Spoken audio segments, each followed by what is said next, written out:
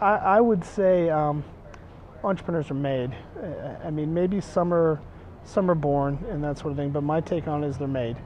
For me, it was a lot of the environment I was raised in and some of the opportunities that I had.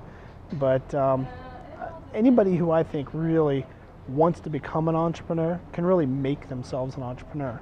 I think you've got to be willing to sacrifice a lot. Probably one of the things they don't tell you in your MBA program, where they talk about entrepreneurs, you'll get all this talk about, well, do you drive a BMW, all this stuff. But the reality is, I mean, look at us. We went 2 years without a paycheck.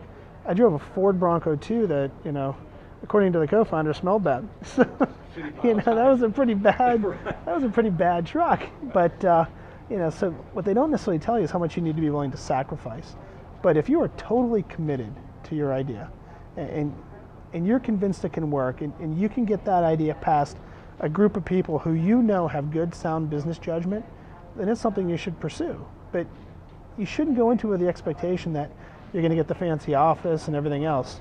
You should go into it with the expectation that you're going to sacrifice more than anybody else in your company, and that from the day you become CEO, no matter how many people you hire, at the end of the day, you're there to do two things for them. You're there to lead them, and you're there to serve them.